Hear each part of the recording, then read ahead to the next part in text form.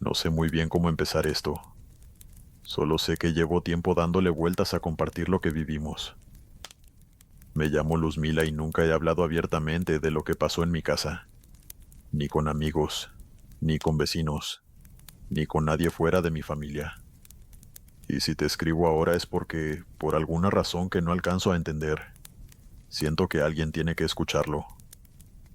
Antes de seguir, déjame aclarar algo. Cambié todos los nombres. Las personas involucradas jamás quisieron atención, y mi familia ya ha tenido suficiente ruido alrededor como para añadir más. No busco hacer escándalo, no busco credibilidad, solo contar lo que vivimos, lo que todavía a veces se siente cuando la casa está demasiado silenciosa.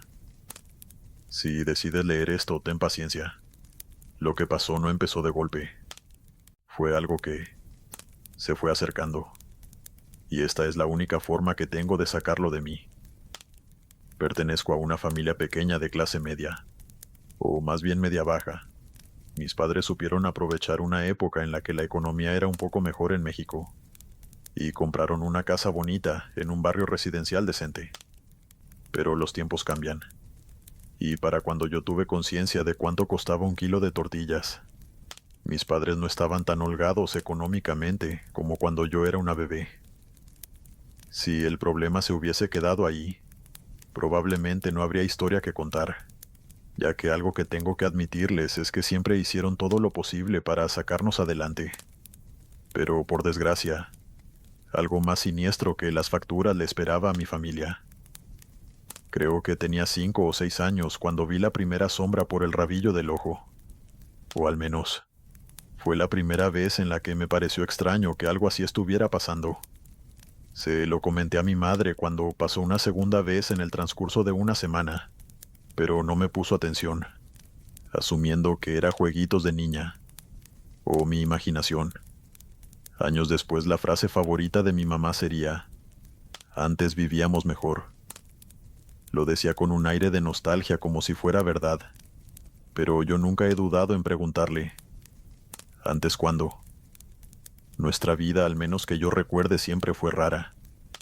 Desde que cumplí 7 años no pasaba una semana en la que yo no viera sombras extrañas, moviéndose por la casa, o mirándonos desde la esquina al menos una vez. A veces estábamos viendo televisión. Un silencio incómodo se apoderaba de los tres. Nos veíamos las caras, porque sabíamos que todos estábamos sintiendo esa extraña e injustificada presión en el pecho. Y ni hablemos de los objetos que se movían cuando nadie estaba cerca. Las pantuflas que aparecían al otro lado de la casa, los utensilios de cocina escondidos debajo de la cama. Obviamente sospecharon de mí. Primero pensaron que era una niña bromista, y luego asumieron que tenía algo en mi cabeza, en especial cuando seguí insistiendo en las sombras que podía ver. A raíz de esto me hicieron pruebas, muchas pruebas. Ya olvidé cuántas psicólogas me pidieron que hiciera dibujos de lo que veía, de cómo era mi familia y todo eso. También me hacían preguntas, luces en los ojos, ruidos en los oídos, cables en la cabeza. No quiero sonar soberbia, pero yo no era una niña tonta. Sabía que estaban buscando algo que estaba mal en mí, pero algo en mi interior me decía que estuviera tranquila, que no encontrarían nada, y no me equivocaba. Ni loca ni especial. En todo caso, solo era una niña nerviosa. Y mientras tanto, la casa sumida en un silencio extraño, porque nadie estaba dispuesto a hablar en voz alta de lo que todos sentíamos cuando nos quedábamos solos. Esa sensación incómoda de estar siempre acompañados de algo que no era agradable. En fin, en mi inocencia cometí el error de expresar este sentimiento de extrañeza en mi escuela, y tal vez le insinué a 2 o 3 compañeros que podía ver cosas, lo que provocó que mis compañeros se burlaran y me molestaran. No lo llamaría bullying, ya que sí tenía amigos, y los otros no siempre eran malos conmigo. Pero de igual forma me hacía sentir mal que ni dentro ni fuera de mi casa me escucharan o me tomaran en serio. Mi mamá, a quien llamaré Matilde, decía que mi problema solo era una cosa de niños. Mi papá, a quien llamaré Jonás, se desentendió del tema. Por lo que me cuenta mi madre, Él tenía pesadillas terribles, así que se evadía de esta tensa calma hogareña trabajando como loco con la esperanza de que tal vez, ganando un poco más de dinero y recuperando el estatus económico que antes tuvo, pudiéramos mudarnos y escapar de esa entidad que nadie quería admitir que nos acompañaba. Por desgracia, ese no era el enfoque correcto, y Jonás se terminó encerrando en la oficina como si fuera una cueva. Hubo días en que a la hora de cenar, él no llegaba ya que no podía salir de la oficina. Siempre había un nuevo informe, unas horas extra, lo que sea. Y bueno, a mis 8 años, casi 9, yo solo pedía una cosa: que alguien me creyera y se tomara el asunto tan en serio como yo.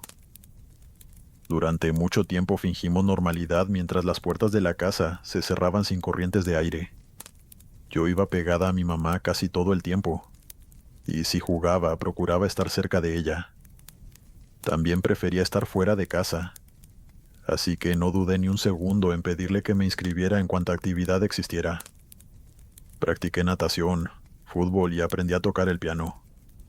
Pero eventualmente, a eso de las 5, llegaba a mi casa, y era como tirar una moneda al aire. A veces pasaban semanas sin que nada raro sucediera, y de pronto, un nuevo suceso extraño para la larga lista de cosas que mi madre ignoraría. A veces se oían silbidos flojos que venían del pasillo y de la escalera.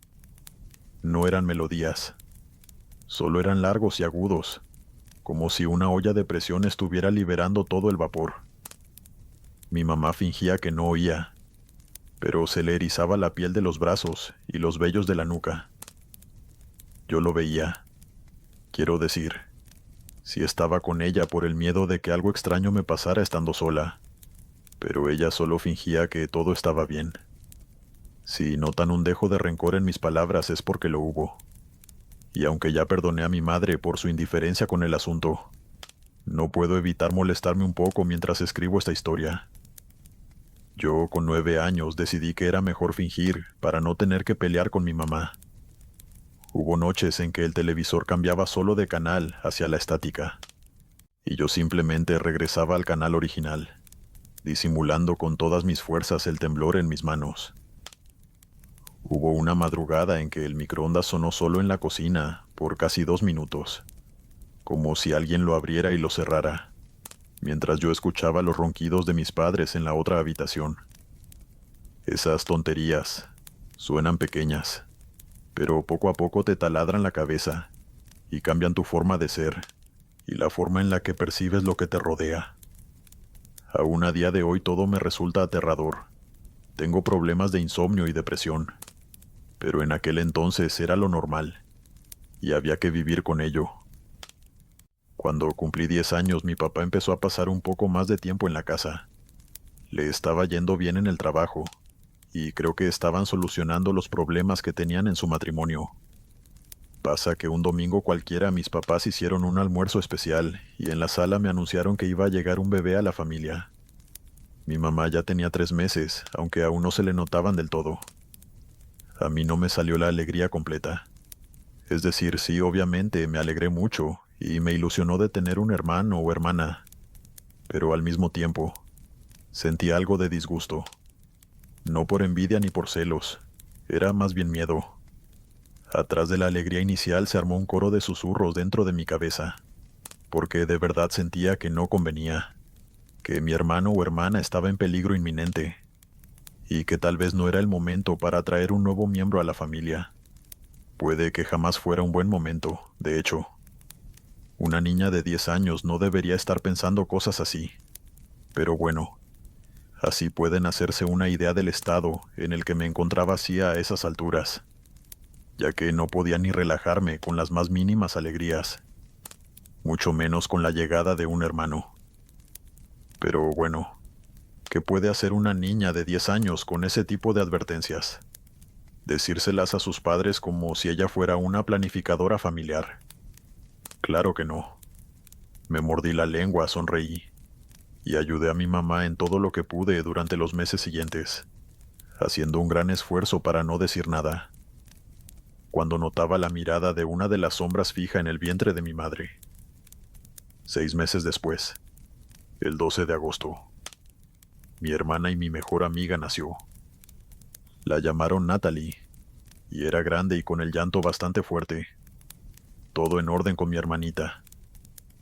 Recuerdo que cuando mi papá me la dio para cargarla, sentí un alivio enorme, al ver que todos mis pensamientos eran infundados, y que mi hermana no nacería siendo una especie de monstruo.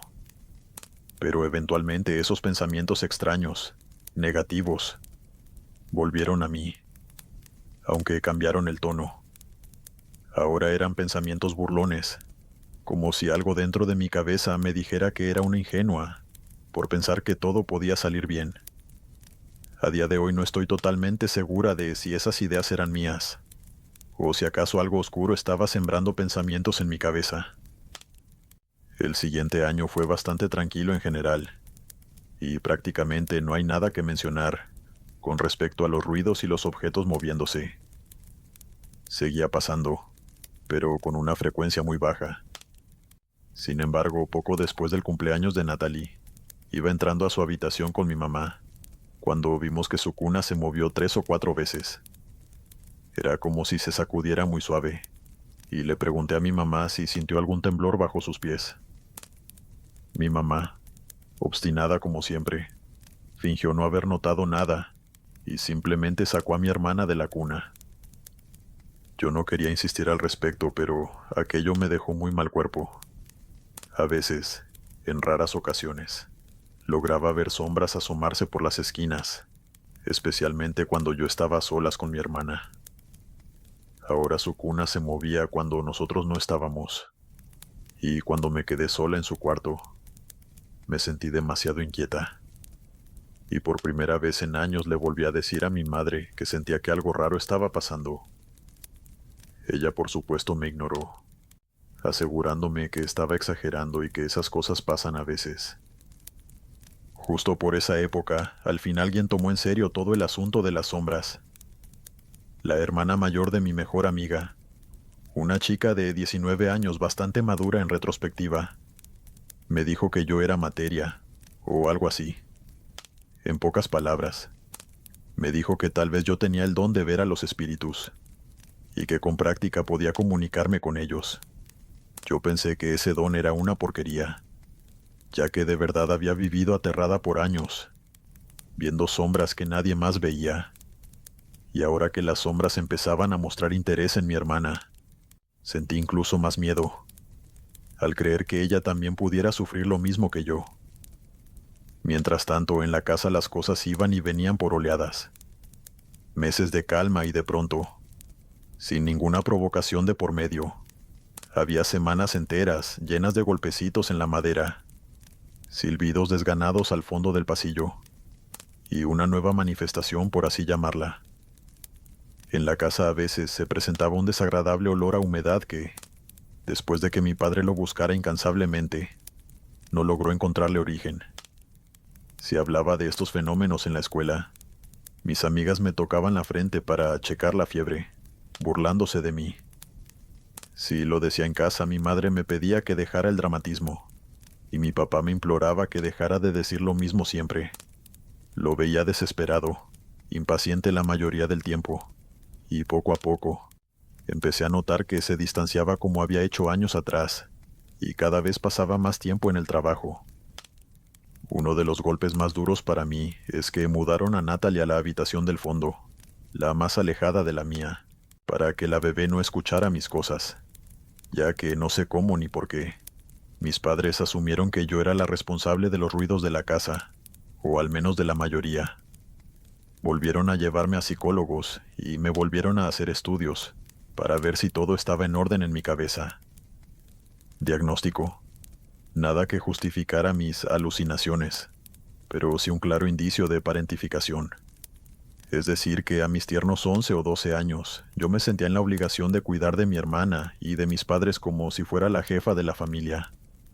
Y claro, ¿cómo no hacerlo si literalmente ellos estaban ignorando el elefante en la habitación? De nuevo, perdonen la frustración con la que cuento esto, pero es inevitable que escribir esta historia nos sirva también como una forma de catarsis. Me recetaron vitaminas y un montón de pastillas que no servían para otra cosa que para darme sueño. Me hicieron un electroencefalograma. Normal. Una resonancia. Normal. Cuando salían resultados normales, mi mamá sonreía como si hubiera ganado un premio, y yo viendo sombras ahora fuera de la casa. Ahora, como si una entidad maliciosa se estuviera burlando de mí y de mi desgracia. Una noche, mis cuadernos que se quedaron sobre la mesa desaparecieron de la casa. Mi mamá asumió de inmediato que yo los había dejado en la escuela o algo así, y mi papá ni siquiera contestó cuando le pregunté si él los había tomado. Ese día incluso yo dudé de mi cordura, pero lo raro fue encontrar mis cuadernos una semana después, dentro del horno, apilados y limpios. Nadie en mi casa admitió haberlos metido ahí. Y sí, ya sé lo que están pensando. La niña rara los puso y luego se olvidó. Ojalá hubiese sido eso. Habría preferido ser tan despistada. En fin, no quiero estancarme con pequeñas anécdotas de cosas que se mueven y susurros detrás de mí. Pasaron los años y Natalie creció normal. Se caía, lloraba, pedía leche, dormía. Era una bebé común y corriente, y se volvió una niña bastante lista. A mí me compraron un teclado cuando cumplí 13 años, y practicaba constantemente. Ella mostró interés, y con 3 años ella se metía en mi habitación para verme tocar, y tarareaba las canciones. Era un lindo momento para mí, y ella me asegura aún hoy que tiene vagos recuerdos de meterse en mi habitación para escucharme. Aunque una noche este momento tuvo un giro siniestro. Me encontraba sentada tocando y ella pegada a la pared tarareando cuando un silbido en el pasillo coincidió con su tarareo. Yo lo ignoré, pero ella no. Natalie se quedó en silencio y con curiosidad volteó hacia la puerta. Miraba hacia el hueco de la escalera y yo me quedé quieta, esperando que en cualquier momento empezara a llorar o gritara. A todas estas mis papás no estaban en casa, así que sabía que ese silbido no era algo natural.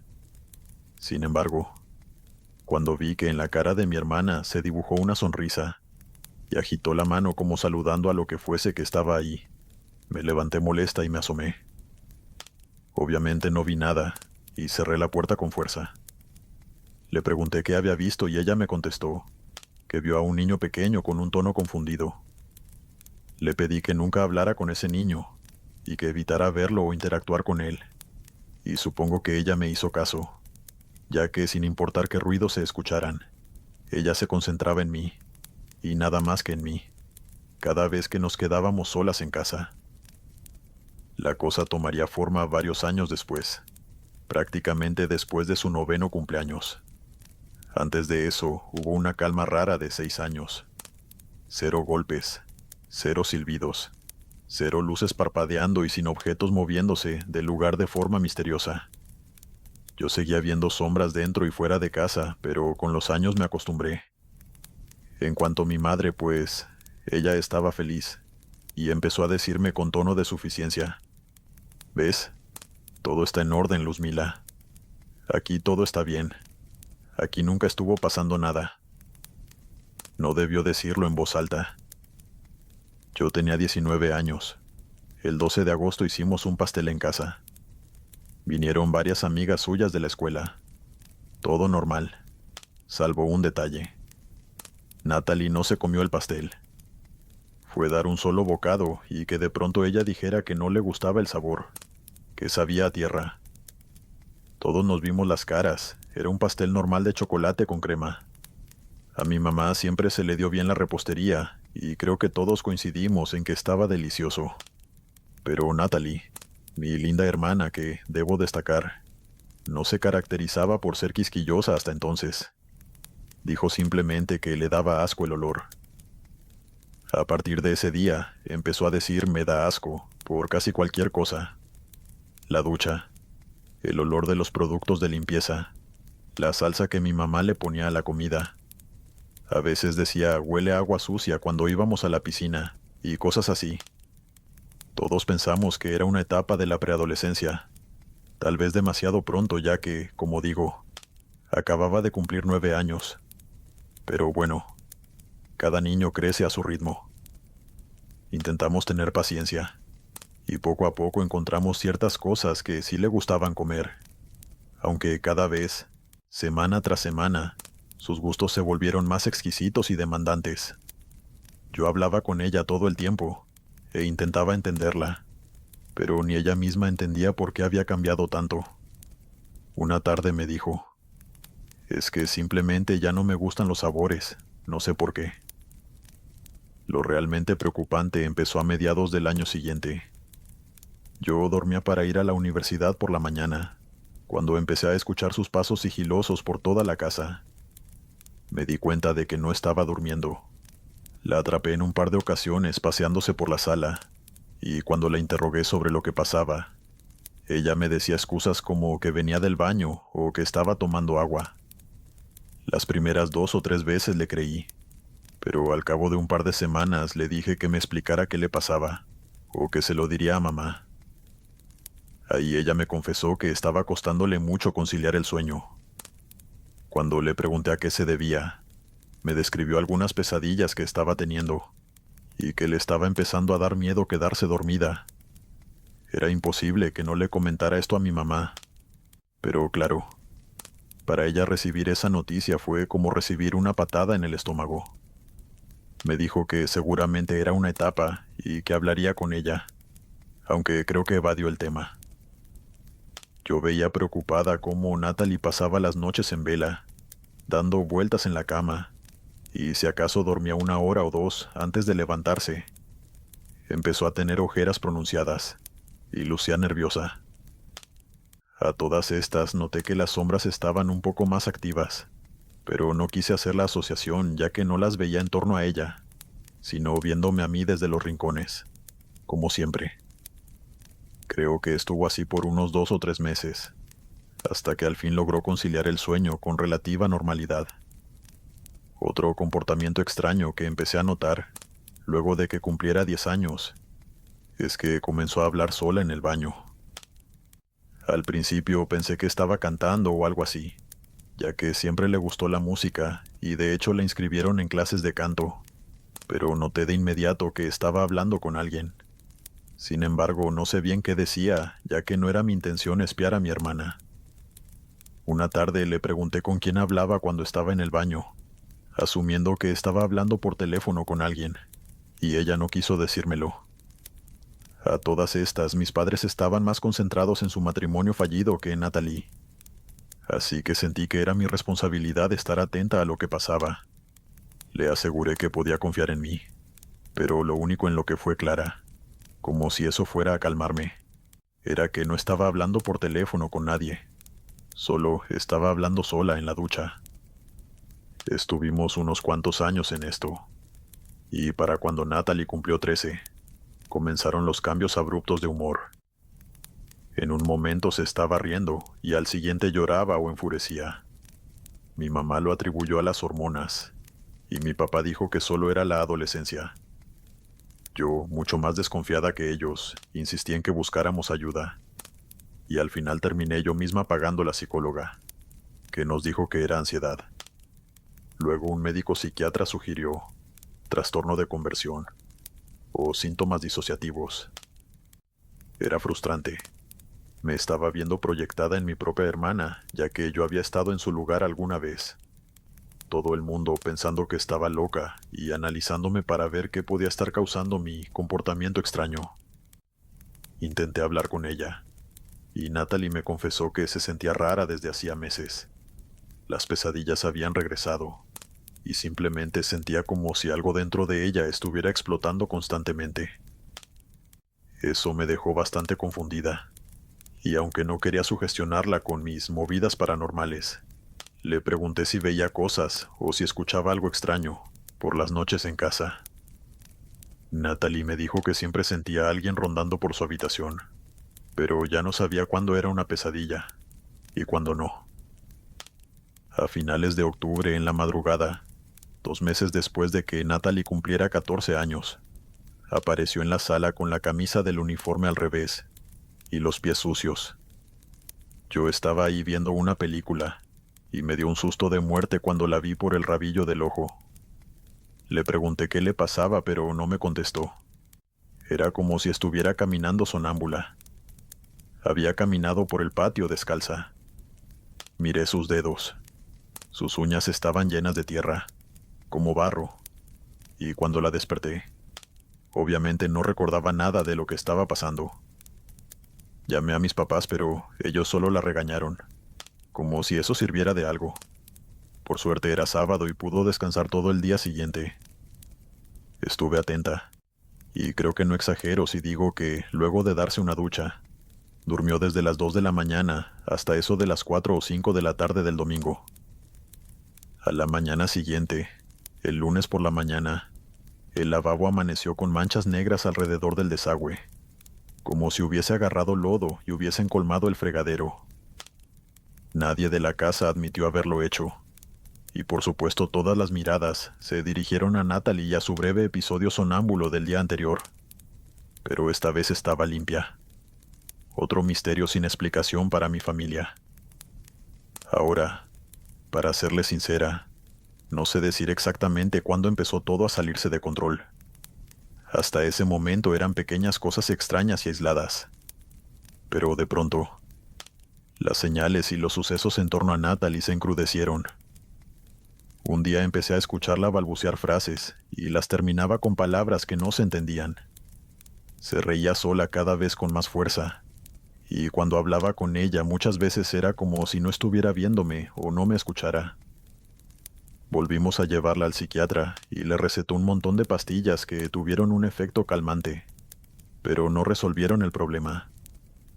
Dejó de bañarse sin que la obligáramos, asegurándonos que el agua le olía a podrido, y su cuarto se convirtió en un basurero. También empezó a portarse mal en la escuela, discutiendo con sus compañeros y con los maestros. Estaba inquieta todo el tiempo y perdió a varias de sus amistades. La cosa empeoró con el asunto del agua, y un día mientras mi mamá intentaba bañarla, soltó un grito que me hizo saltar del escritorio y acudir al baño. Natalie estaba gritando como loca, asegurándonos que el agua la quemaba. El agua no estaba para nada caliente, pero sobre su cuerpo salieron enormes rosetones, como si le hubiésemos echado encima agua hirviendo. Ninguna de las tres tiene idea de cómo pasó eso aquel día, pero tuvimos que comprarle pomadas para tratar las heridas que le salieron en la espalda y los brazos. Mientras tanto, su comportamiento se volvía más errático. En sus momentos de lucidez, Natalie me decía que se sentía agotada, y le dolía el cuerpo como si alguien la estuviera moliendo a golpes, mientras que en sus momentos de confusión, como empezó a decirle mi madre, era imposible comunicarse efectivamente con ella. Solo te miraba de forma intensa e incómoda, te apretaba con fuerza, y decía palabras inconexas. Los psiquiatras brillaron por su incompetencia, y mi papá, bueno, él al fin sucumbió a la presión y se encerró en la oficina. Por si alguien se pregunta qué pasaba conmigo y el talento que tengo, lo cierto es que noté que algo extraño pasó, y es que a medida que las actividades en torno a Natalie se intensificaban, las sombras desaparecieron de la casa. Ni una sombra por el rabillo, ni movimientos o sonidos distantes. Y aún así, había algo en la casa que me estaba molestando. No sé si llamarlo presencia, ya que no era como si sintiera que alguien estaba ahí conmigo o algo así. Era más bien como si hubiese mucha estática en casa, haciendo que mis dedos hormiguearan. Todo esto acompañado de una incertidumbre extraña, que me hacía pensar que todo en cualquier momento explotaría.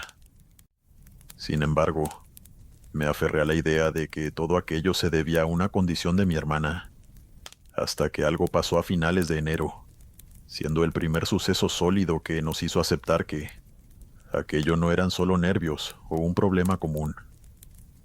Luego de una siesta, a eso de las 6 de la tarde, el grito de Natalie me hizo saltar de la cama. Corrí a su cuarto pensando que había tenido otra pesadilla, pero cuando abrí la puerta la encontré despierta, exhausta, temblando, y ahí lo vi.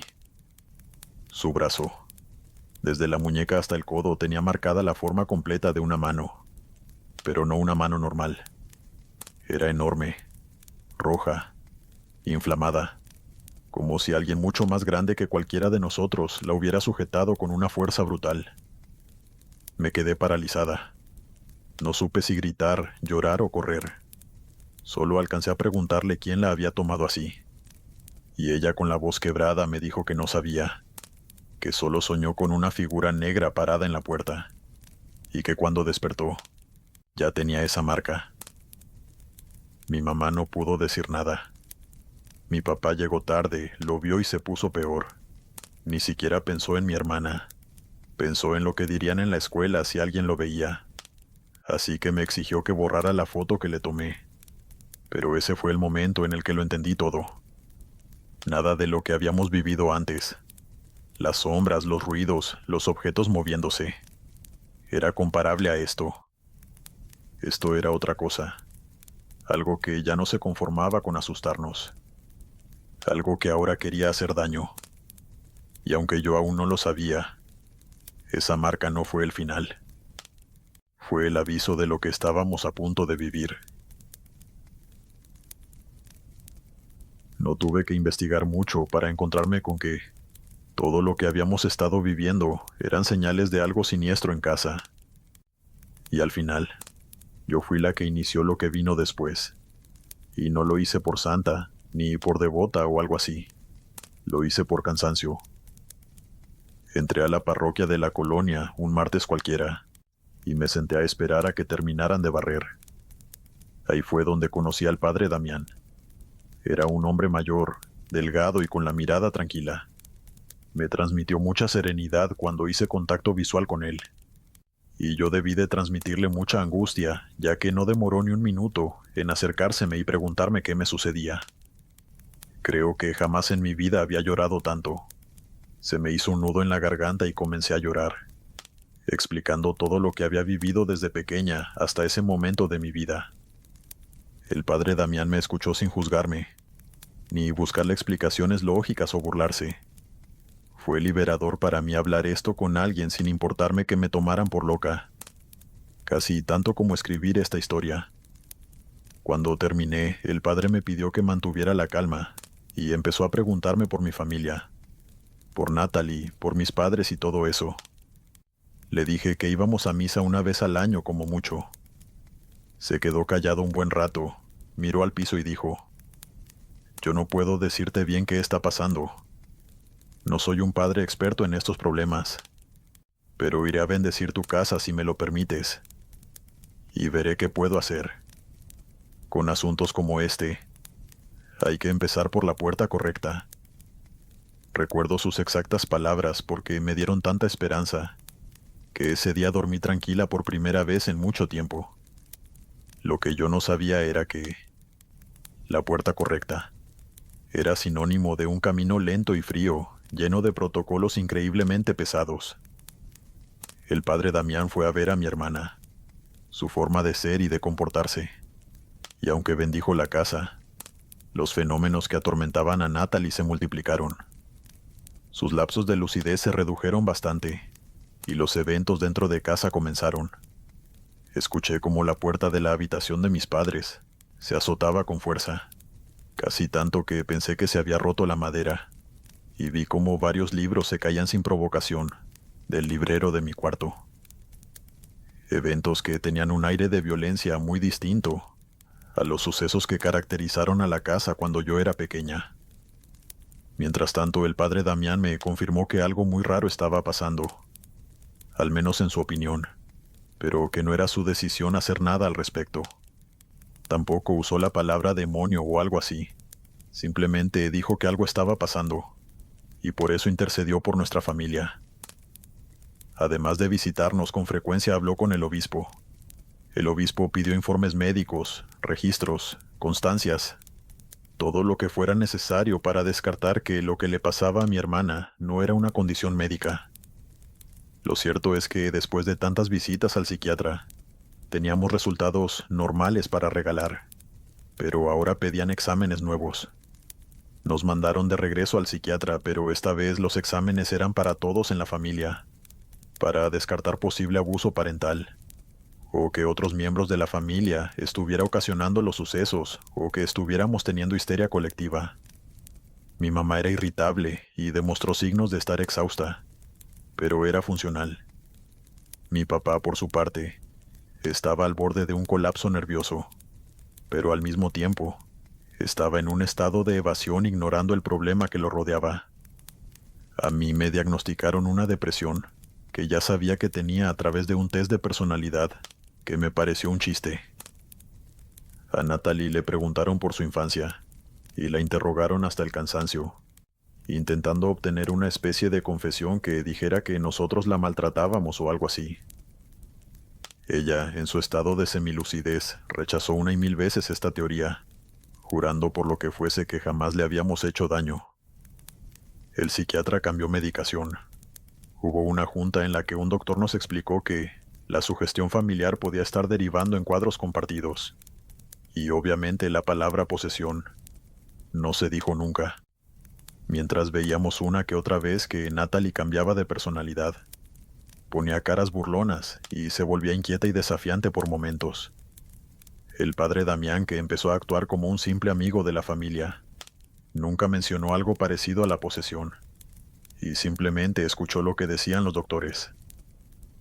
Luego tomó todos estos informes y le mandó copias al obispo, siempre acompañadas de su interpretación y de lo que él mismo estaba viendo en Natalie. A su vez, el padre seguía bendiciendo la casa y bendiciendo a mi hermana, sin resultados que de alguna manera yo pudiera interpretar como positivos. Me recordó muchas veces a aquella ocasión cuando se quemó con el agua de la ducha, solo que en lugar de quemarse, a los pocos minutos actuaba con náusea y se enfermaba del estómago. Una noche que nosotros estábamos en la sala y el padre esparcía agua bendita, pudimos escuchar una voz provenir del cuarto de Natalie, una voz muy gruesa de un hombre adulto. Le dijo exactamente estas palabras: «No desperdicies tu agua, padre», en un tono de burla que nos molestó a mi madre y a mí. Yo me levanté y corrí al cuarto. Natalie estaba temblando profundamente dormida, y obviamente no había ningún hombre en la habitación. Así que debió ser ella, o algo dentro de ella.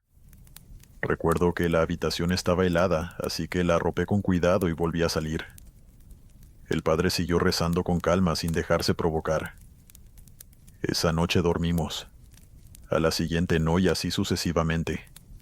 Días fáciles donde parecía que todo se había arreglado, donde Natalie comía y actuaba con normalidad, y días donde solo susurraba y nos miraba desde la esquina. Aquí empezó otro largo proceso, meses y meses de lo mismo.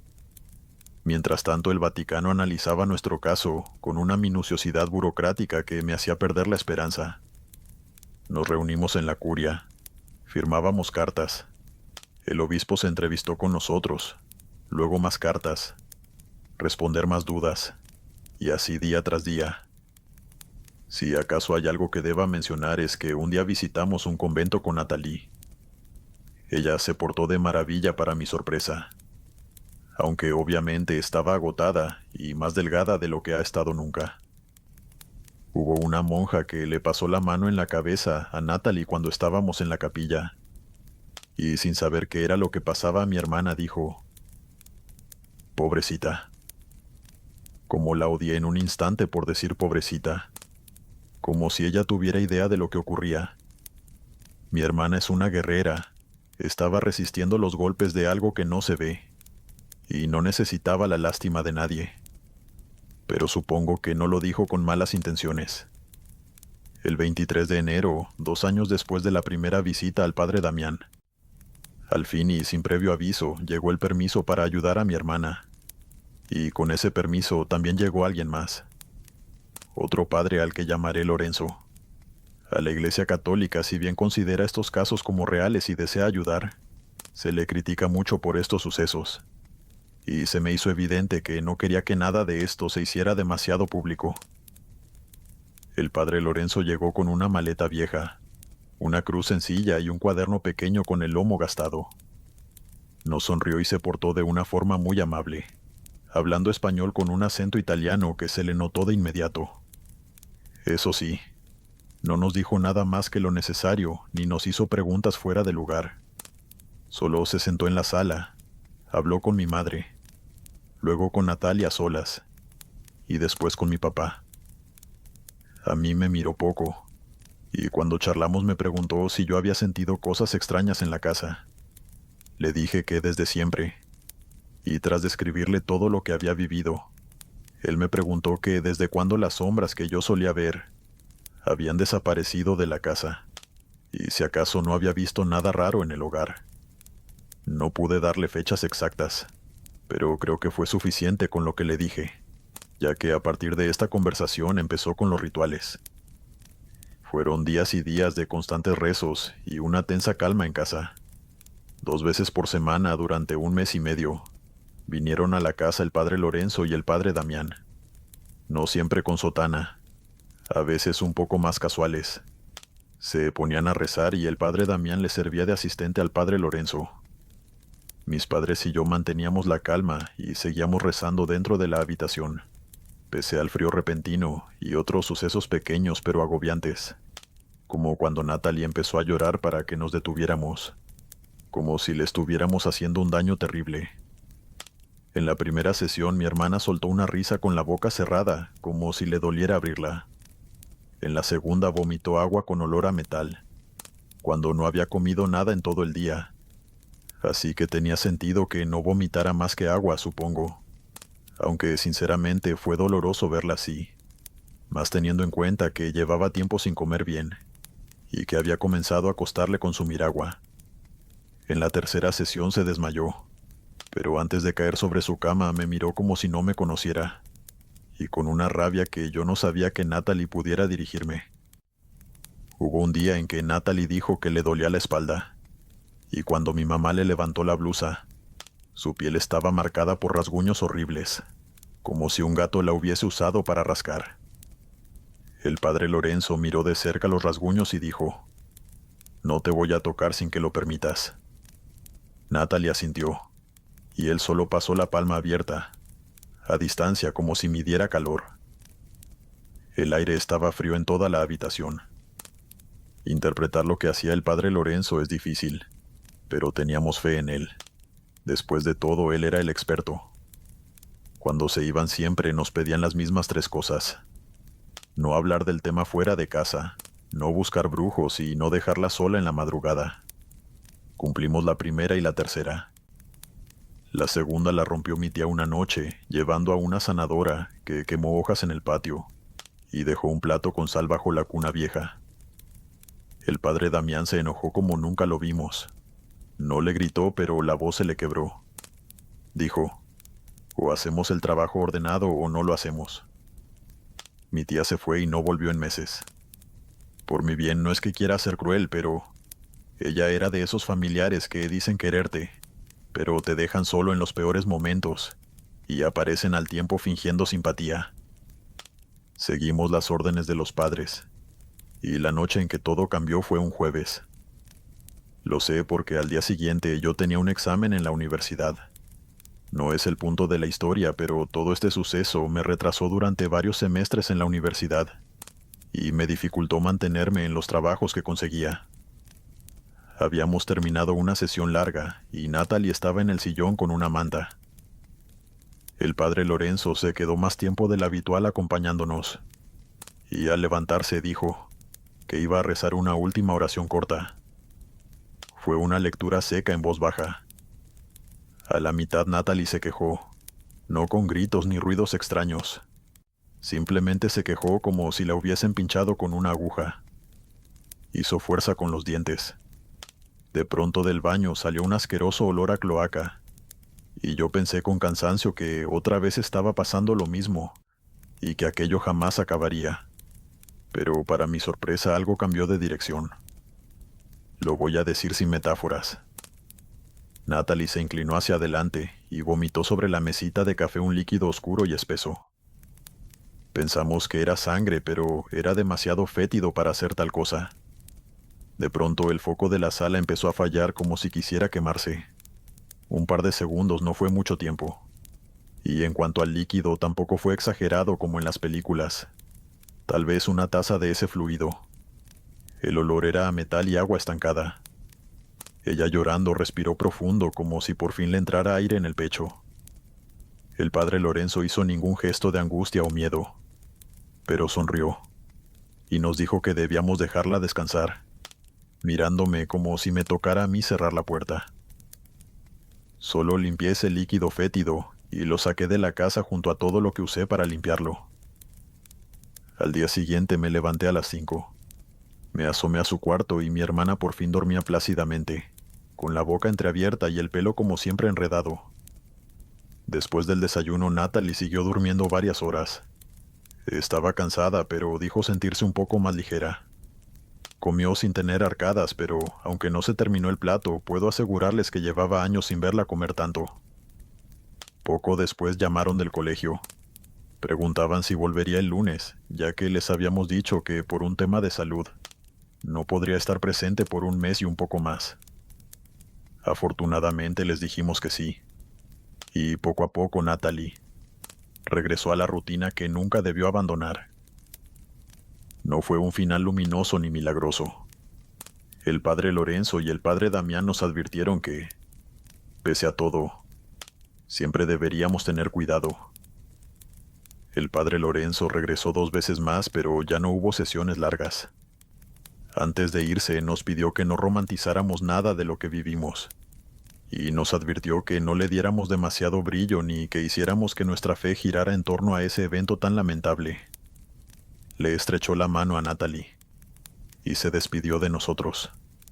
Ahora tengo una teoría que quiero exponerles, y es que creo que después de todo lo vivido, los sucesos que marcaron toda mi infancia y lo que le pasó a mi hermana no tienen relación, pero una fue causa de la otra. Me explico. Yo no soy la mujer más normal del mundo, pero sé que no estoy loca, y que las sombras que veo desde pequeña son reales. Son algo, tal vez almas o espíritus. No lo sé. Lo que creo es que esas entidades se ven atraídas por mí, y quizás una entidad más oscura se vio atraída por tanta actividad. Su presencia ahuyentó a las sombras, y en su deseo de hacer daño eligió a una víctima. Sin embargo, en lugar de atacarme a mí, atacó a quien le resultaba más sencillo, y esa persona fue mi hermana Natalie. Después de todo lo sucedido, mi madre empezó a rezar más, y mi papá, él sigue en su oficina trabajando. Durante mucho tiempo sentí rabia contra ellos porque sentía que no hacían lo suficiente, pero con el tiempo entendí que ellos no tenían un manual para lidiar con todo esto. Al menos a partir de esto empezó a llegar todas las noches. Yo pude concentrarme en mi propia vida, terminé mi carrera universitaria y me mudé con mi novio. Pero eso sí, siempre velando por mi hermanita, que poco a poco se convirtió también en mi mejor amiga. Hoy en día Natalie está por graduarse de la universidad, y a diferencia mía no tiene secuelas evidentes del trauma que le dejó esta situación tan estresante. Va a clases, regresa con cara de sueño, se enoja por cosas normales y su apetito regresó. Cuando me quedo en casa la veo llegar y tirar la mochila. La veo reírse y cocina increíblemente bien. Hay días buenos y días malos, como en cualquier familia. Y aunque a veces se escucha un sonido extraño en la casa, nadie le da más importancia de la que realmente tiene. Yo por mi parte aún veo sombras, aunque he aprendido a ignorarlas, a aceptarlas como parte de mi vida. También tengo depresión, pero una sesión a la semana con el psicólogo hace maravillas. ¿La fe nos salvó? La respuesta es que sí. Nos tocó pedir ayuda y tuvimos la buena suerte de recibirla. Donde los médicos no pudieron hacer nada, 2 padres lograron que mi hermana se recuperara. Sin cuestionarnos ni prometernos milagros, hicieron que nuestra vida volviera a la normalidad. Relativamente. La Iglesia Católica, por su parte, se cuidó las espaldas con papeles. Y en lo que a ello respecta, el padre Lorenzo jamás estuvo en nuestra casa. Y entiendo por qué. Si se equivocan, los crucifican. Por esa misma razón tardaron tanto en reaccionar y enviar ayuda. Sí. Estábamos desesperados y cada vez que el padre Damián me decía que aún no había respuesta, yo sentía mucha rabia. Pero cuando la ayuda llegó fue contundente. Mi madre, cuando este tema sale a flote, dice que nuestra vida antes de aquellos sucesos era mejor. ¿Antes cuándo? Nuestra vida siempre fue rara, pero al menos puedo decir con seguridad que ahora sí es mejor. Estamos en paz la mayoría de los días, y eso es lo importante. No hay final dramático, pero lo único que sé, y lo digo sin mentir, es que la cosa que nos acosaba se fue una noche de jueves, dejando un rastro de suciedad que a veces se nota cuando la noche es demasiado silenciosa, pero ya no tiene la misma fuerza. En una ocasión, durmiendo en mi antiguo cuarto, escuché que la manija de la casa giraba varias veces como si alguien quisiera abrirla. Me asomé por la ventana y no había nadie en la puerta. Solo pude pensar con fe que esa entidad jamás volverá a entrar. Y espero que así sea. Actualmente estamos en paz. Y esta historia la comparto a modo de catarsis por consejo de mi psicólogo. Y pensé que sería interesante compartirla contigo, Glenn. Gracias por tu tiempo.